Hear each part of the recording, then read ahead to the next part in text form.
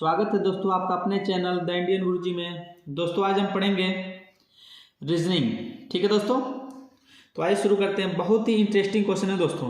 देखिए क्या दिया है, 43 दिया है, 172, 86, 344। ठीक है, उसके बाद दिया क्वेश्चन मार्क। इस संख्या को हमें क्या करना है, निकालना है। देखिए निम्नलिखित श्रृंखला में लुप्त संख्या ज्ञात कीजिए। ठीक है, अब देखिए दोस्तों क्या करेंगे, रिलेशन निकालेंगे दोस्तों। इन संख्याओं के बीच में क्या रिलेशन बन रहा है। देखिए 43 से बहुत बड़ा हो गया, फिर इससे कम हो गया, फिर इसका बड़ा हो गया। अब क्या करेंगे, देखिए गैप निकालेंगे दोस्तों। ठीक है, इसका गैप निकालिए। कितने का गैप है दोस्तों, 43 का कितना गुना है, 43 का 4 गुना है दोस्तों। 4 गुना है, कितना गुना है, 4 गुना है। ठीक है, 4 गुना है। फिर 172 का आधा, हाँ 1/2 है, 1/2 है, कितना है, आधा है। इसके बाद 86 हो गया, 86 का कितना हो गया, 4 गुना हो गया फिर से। इसके बाद क्या होगा दोस्तों, इसके बाद आधा होगा। ठीक है, 1/2। 344 का 1/2 कितना होगा, 344 का 344 का भाग दीजिए, 344 में 2 का भाग दीजिए, कितना हो जाएगा दोस्तों, 344 में ऐसे भाग दीजिए ना, 2 का, 4 का नहीं देना, 2 का देना है। 2 का भाग दें, कितना हो जाएगा, 17 दूना 34, 172। देखिए दोस्तों हमने तो ऐसे निकाल लिया। ठीक है, सोच के देखिए, पहले रिलेशन निकाला। कुछ कभी कभी एग्जाम में क्या दिमाग में आता है कि 43 का क्या है, 43 का डबल है, 172 का डबल है। ध्यान दीजिएगा, आंसर आ गया, उस चीज़ को भूलिए। पहले इस चीज़ को देखिए, 43 का डबल 86, 172 का डबल 344। तो फिर से 86 का डबल कितना हो जाएगा दोस्तों, 172 होगा ना, ये भी तो होगा। ठीक, 172 तब भी आएगा। लेकिन देखिए दोस्तों हम ये ऐसे रिलेशन निकालते हैं, पहले संख्याओं का गैप देखते हैं क्या दे रहा है। तो गुणे 4 फिर आधा, फिर गुणे 4, यानी कि जब गुणे 4 फिर दोबारा हो गया तो फिर आधा होगा। ठीक है, फिर से यहाँ एक चीज़ और देखिए दोस्तों बनेगा, 129 जो ऑप्शन दिया है ना, ये भी यहाँ फिट बैठ सकता है। अब देखिए कैसे फिट बैठेगा, इस चीज़ का ध्यान दीजिएगा। 43 का 2 गुना किए 86 आया, 43 का 2 गुना 86, यानी कि 43 में हम 43 जोड़ देंगे तो 86 आएगा, होगा। फिर 86 में 43 जोड़ेंगे तो कितना आएगा, 129। तो ये भी ऑप्शन हो सकता है आपका, लेकिन ऐसे नहीं करेंगे हम ऐसे रिलेशन निकालेंगे पहले ऊपर। ठीक है दोस्तों, क्या रिलेशन बैठ रहा है, ठीक उसके हिसाब से टिक करेंगे। क्योंकि एग्जामिनर देखिए दोनों ऑप्शन दे दिया है, दोनों ऑप्शन हो सकते हैं, लेकिन ठीक है जो सबसे सटीक बैठेगा वही ऑप्शन हम क्या करेंगे, लगाएंगे। इसलिए 172, इस चीज़ का ध्यान रखिएगा हमेशा दोस्तों। ठीक है, चलिए दूसरा क्वेश्चन देखते हैं दोस्तों। दूसरा क्वेश्चन देखिए क्या दिया है, इसको पहले ध्यान से पढ़ लीजिए। इस चीज़ को मैं आपको समझाना है, इसलिए मैंने देखिए पूरा लिखा हुआ है। ठीक है, अच्छे से देखिए, एक या दो कथन, मतलब जो भी कथन दिया है उसके बाद 2 निष्कर्ष 1 और 2 दिए गए हैं। आपको 1 या 2 कथनों को सत्य मानना, जो कथन दिए गए हैं उसी को सत्य मानेंगे, भले ही गलत क्यों ना हो। ठीक है, जैसे हमारी आम जिंदगी में वो भले कुछ भी हो, उससे मतलब नहीं है, लेकिन जो कथन यहाँ दिया रहेगा उसी को हम सही मान के जो निष्कर्ष है उसको देखेंगे। ठीक है, सत्य मानना, भले ही वे सर्वज्ञात तथ्यों से भिन्न प्रतीत होते हैं। समझ गए, जो यहाँ कथन दिया रहेगा उसी को सही मान के निष्कर्ष हम निकालेंगे। आपको तय करना है कि दिए गए कथनों में से कौन सा निष्कर्ष मानता निश्चित रूप से निकाला जा सकता है। ठीक है, जैसे यहाँ अगर कथन में लिख दे कि कोई, जैसे हम पढ़ाई करने के लिए, ठीक है, स्टेडियम जाते हैं, लेकिन हमें पता है कि पढ़ाई के लिए हम विद्यालय जाते हैं, तो हम पढ़ाई के लिए स्टेडियम यहाँ लिखेगा तो स्टेडियम को ही सत्य मानेंगे। ठीक है, कथन का मतलब यही हुआ कि जो यहाँ कथन दिया है वो सत्य है, बाकी सब गलत है। ठीक है, तो इस कथन के हिसाब से हम क्या करेंगे, निष्कर्ष निकालेंगे। ठीक है दोस्तों, ये दूसरा कथन है, ये दूसरा कथन है। ठीक है, देखिए सॉरी ये निष्कर्ष है। कथन देखिए क्या दिया है, कथन ये दिया है, यदि केवल सरकार, यदि केवल दिया है। ठीक है, ध्यान रखिएगा, सरकार भ्रष्टाचार को जड़ से खत्म करने के लिए कठोर कदम उठाएगी तो हमारा देश समृद्धि की ओर अग्रसर होगा। कौन कठोर कदम उठाएगा, तो सरकार, केवल सरकार, ध्यान रखिए, केवल सरकार, यदि केवल सरकार भ्रष्टाचार को जड़ से खत्म करने के लिए कठोर कदम उठाएगी तो हमारा देश समृद्धि की ओर अग्रसर होगा। मतलब भ्रष्टाचार को कम करेंगे तो देश समृद्धि की ओर अग्रसर होगा। भ्रष्टाचार कौन खत्म करेगा, तो केवल सरकार खत्म करेगी। ठीक है, अब देखिए, भ्रष्ट लोगों के खिलाफ कड़ी कार्रवाई करने के लिए सरकार एकमात्र प्राधिकरण है। भ्रष्ट लोग इसमें कहीं हैं? भ्रष्ट लोग कहीं हैं? नहीं है ना, तो पहला कथन संतुष्ट नहीं कर रहा, ठीक है, तो पहला कथन नहीं है इसमें, ठीक। दूसरा कथन देखिए, भ्रष्टाचार देश की समृद्धि की ओर बढ़ने में बाधा डालता है, बिल्कुल सही है। क्या बोला? कठोर कदम उठाएगी तो हमारा देश समृद्धि की ओर अग्रसर होगा, मतलब भ्रष्टाचार कम करेंगे तो समृद्धि की ओर बढ़ेगा, तो यानी कि दूसरा कथन सही है, पहला कथन गलत है। समझ गए? देखिए, आपको पता है कि भ्रष्ट लोगों के खिलाफ, लेकिन यहाँ भ्रष्ट लोग कहीं दिया ही नहीं है, ठीक है दोस्तों। हमको बस इतने से मतलब इस कथन से, हमेशा एग्जाम में एक चीज़ को ध्यान रखिएगा, जो कथन दिया है उस पर हम फोकस करके इन दोनों को हम सही और गलत करेंगे, ठीक है। समझ गए दोस्तों?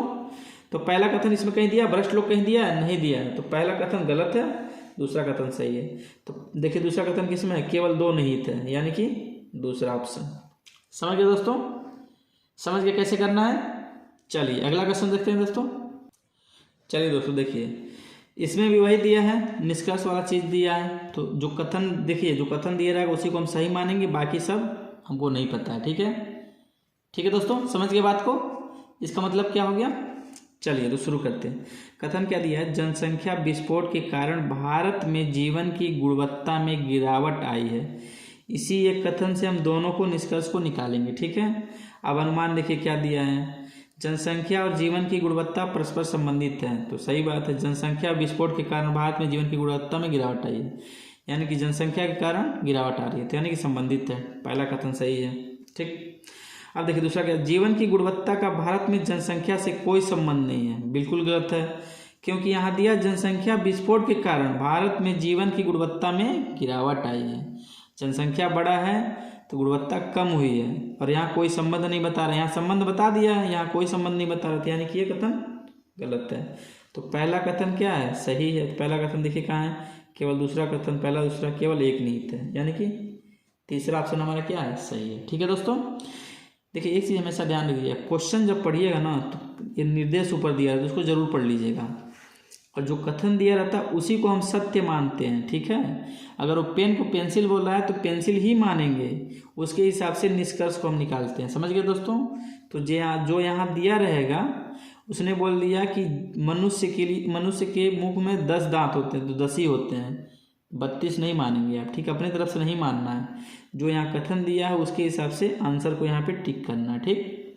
ये गलती फिर एग्जाम में हम लोग क्या करते हैं? गलत कर देते हैं इन चीज़ों को, ठीक है। अपने हिसाब से ऑप्शन को सही करते हैं, वो चीज़ नहीं करना। चलिए दूसरा क्वेश्चन देखते हैं दोस्तों, ध्यान दीजिएगा दोस्तों। देखिए क्या दिया है,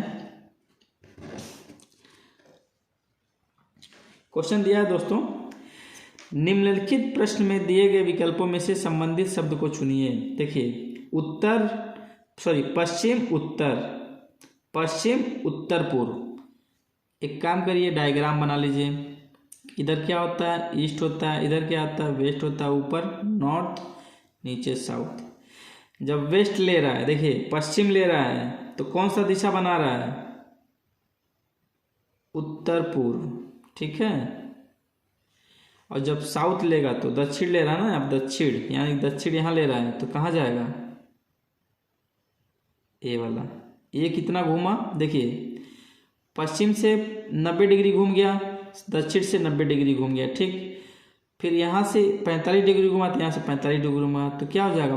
पश्चिम और उत्तर, यानी कि पहला ऑप्शन हमारा सही हो गया, ठीक है दोस्तों। ऐसे हम क्या करेंगे? क्वेश्चन को सॉल्व करेंगे, ठीक है, कंफ्यूज नहीं होना है, ठीक है। समझ गया दोस्तों? देखिए पश्चिम से उत्तर पूर्व हो गया, यानी कि 135 डिग्री मुड़ गया, तो दक्षिण से कितना हो जाएगा? दाहिने साइड में अपन देखिए इस साइड में घुमा है, तो यहाँ से इस साइड में घूमेगा, ठीक है। कहीं कोई कंफ्यूजन दोस्तों? चलिए बहुत सही दोस्तों। चलिए नेक्स्ट क्वेश्चन देखते हैं दोस्तों।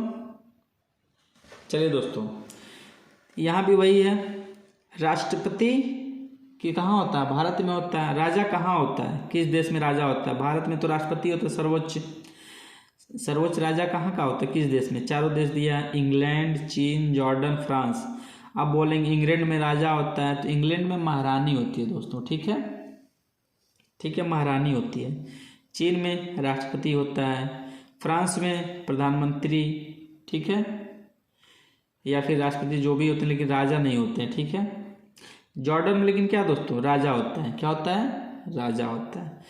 यहाँ देखिए इंग्लैंड में महारानी होती है, ठीक है, लेकिन यहाँ राजा दे दिया है, तो महारानी तो नहीं हो सकता ना।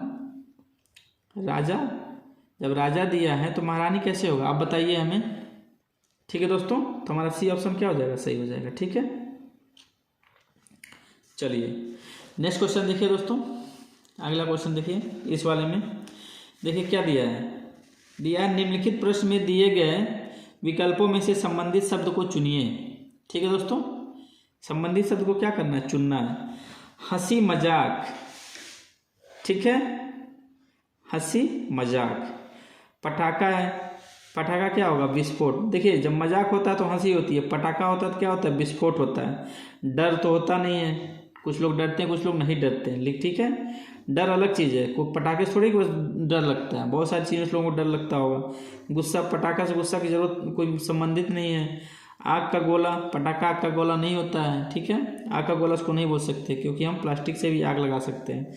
लेकिन जब पटाखा फोड़ते हैं तो क्या होता है, विस्फोट होता है, बुड़ुम से आवाज़ आती है, बड़ाम से, देखते हैं ना, ठीक है। तो क्या होता है, विस्फोट होता है, ठीक है। यानी कि ऑप्शन 4 सही है। ठीक है दोस्तों, समझ गए। चलिए नेक्स्ट क्वेश्चन देखते हैं दोस्तों। देखिए नेक्स्ट क्वेश्चन क्या दिया है, निम्नलिखित प्रत्येक प्रश्न में दिए गए विकल्पों में संबंधित शब्द को चुनिए।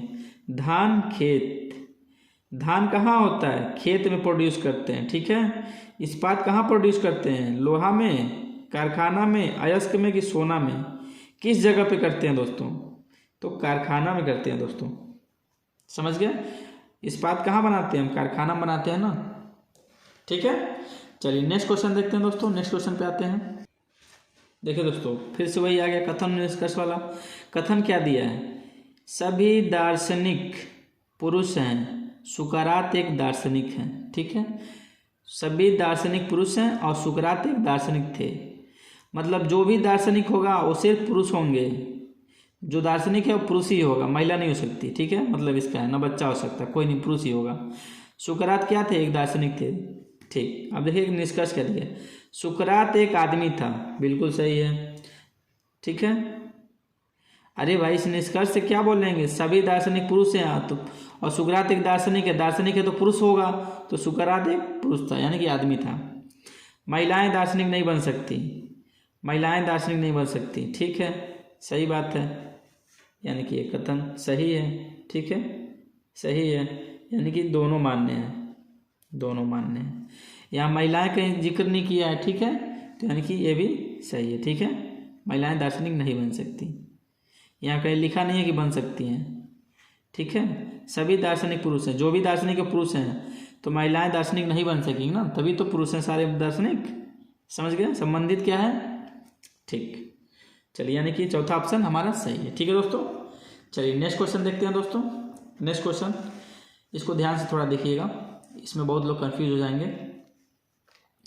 देखिए क्या दिया दोस्तों, क्वेश्चन क्या दिया, पढ़िए। निम्नलिखित प्रश्न विकल्पों में संबंधित को चुनिए। प्रकाश, प्रकाश किरणें, प्रकाश और किरणें। प्रकाश क्या होता है, किरण। प्रकाश उजाला करता है, किरण क्या करता है, वो भी उजाला करता है, मतलब रोशनी ही देता है। प्रकाश भी रोशनी देता है, किरणें भी रोशनी देती हैं, जैसे सूर्य की प्रकाश या सूर्य की किरणें, दोनों की चीज़ हो गया। अब ध्वनि क्या होता है, यहाँ देखिए पहले इनको सही कर लीजिए। ऑडियो मीन्स होता है आवाज़, हिंदी में आवाज़ बोलते हैं दोस्तों, ठीक है।